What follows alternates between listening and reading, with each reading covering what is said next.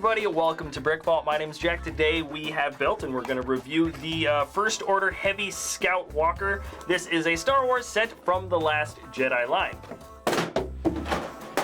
This set is recommended for ages 9 to 14. It is set number 75177 and has 554 pieces. Includes 4 minifigs and no other side builds, just one big 8-legged walk-in machine. This set was built on a live stream. If you want to learn more about our live streaming schedule, you can check out the description below. And right after a little bit of this time lapse, we're going to get right into the review.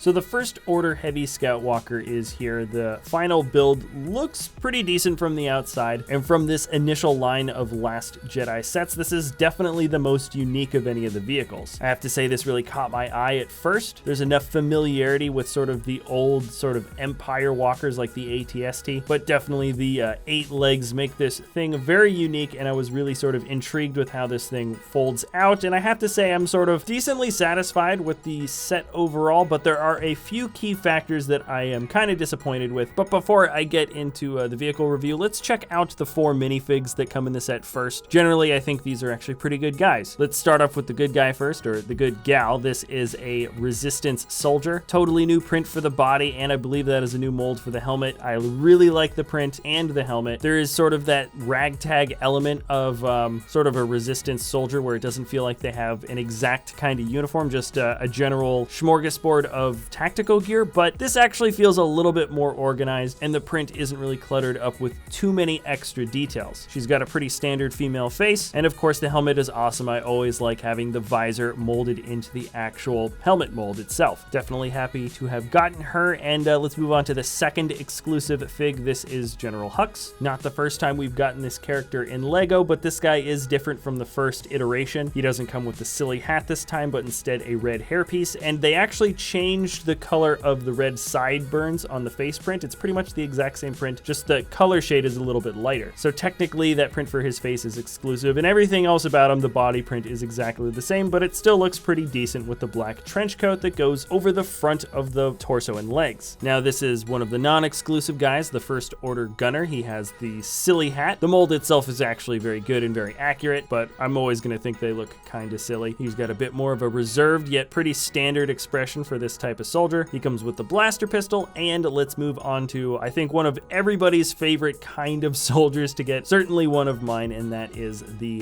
Flametrooper. He came standard in one of the battle packs, so now he's actually quite a common fig, but in general I do like that the First Order soldiers are somewhat unique in the fact that there's some melee soldiers with the shields and stuff, and then we've also got flame soldiers, so there's just a bit more variation, and I always do like getting guys with flamethrowers. I don't know why, I just like that. So 4 figs in a $50 set of this size is about right. 2 are exclusive. I do like the prints for those characters. The gunner is of course necessary for a vehicle like what we got here, and a Flametrooper is a little bit unique, and so anyways, I'm very happy with the turnout of the figs. So let's jump back into the walker, and let me start with the details I like. It's hard to tell how proportionally accurate this thing is compared to the movies, because at this point the screenshots for this thing, even the screenshots for this have not been revealed, not in a trailer, not in pre-production or anything, but generally I do think this is kind of a cool looking vehicle. And next to the ATST, the most recent Lego set of an ATST, I feel like this is a decent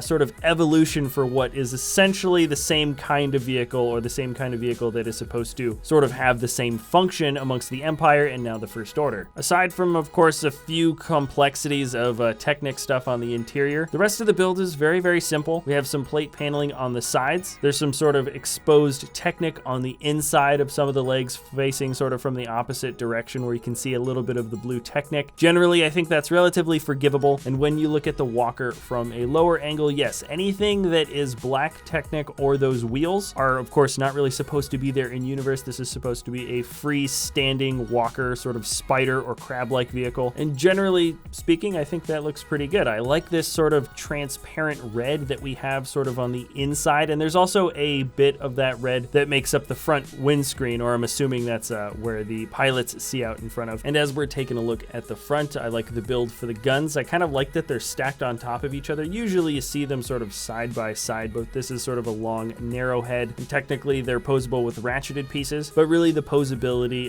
is necessary on the side cannons. And I'm never really a big fan of having the spring-loaded shot sticking out of the side. They're just so darn sensitive, and if you want to pick this head up and you're not thinking about it, you're going to accidentally shoot those pieces out. I know I'm definitely going to. So chances are I'm going to keep this thing not loaded for the most part if it's on display. But that being said, I definitely think this model is good enough to be sort of a display model. I think it has that good sort of aesthetic quality. Now, when it comes to the play features, right, like I showed, it does have two spring-loaded shots in the front, and considering the angle, I figure they're probably pretty decent to line up when you actually want to shoot a minifig that is standing on the table. Now, the main feature, though, the main thing that I was really looking forward to and that I thought was going to be sort of the fun, unique aspect, that is the walking function. These are the wheels that stick on the bottom and the legs don't actually touch the ground. Not really. They're not the part that's propelling them across the floor. It's just the wheels. And here it's a bit jerky, which doesn't really look that good. And I feel like they could have definitely added some more flowing motion. I kind of assumed that that knee joint, if you can call it that, the joint on the top was going to be posable, but it isn't.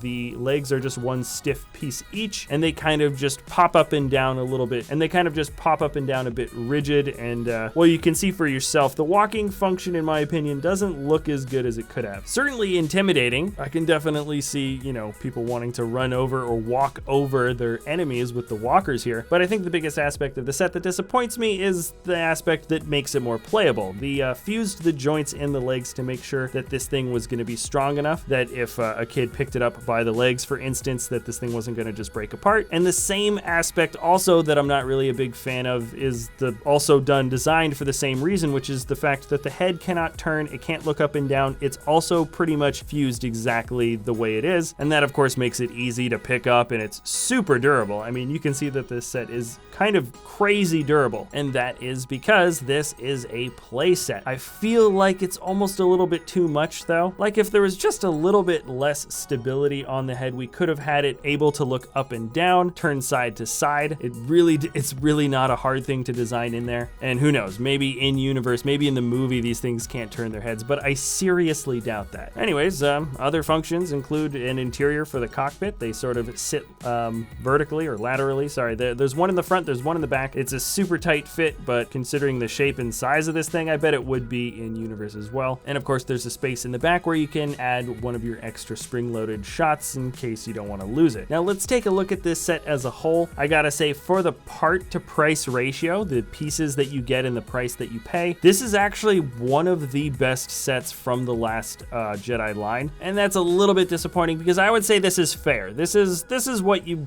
generally should be paying for the vehicle of this size, getting 4 minifigs. I would say it's totally flat fair, at least in terms of how Lego sets are normally priced. All in all, I'd say it looks good. I still think it looks really good next to the ATST. The minifigs are also pretty decent. I think we got sort of a good selection and the right number. So ultimately, I would say this is certainly passable, and maybe I'm just a little bit old, but they could have added a few more movable functions, made the thing look a little bit more fluid when it moved around, and taken just a little bit of that ultra stability meant for younger users to kind of roughhouse with the Lego and not have to worry about breaking it. I feel like this thing is worth a shot at trying to modify myself, so who knows, maybe you'll see a video on how this thing is going to get modified in the future. But yeah, I think those are all my thoughts about the set. Okay, so this episode's over, everybody. Thanks a lot for watching. Remember, if you enjoy our content, you can always like or subscribe, and we'll see you next time at BrickVault. This is a Star Wars set from the last Jedi line.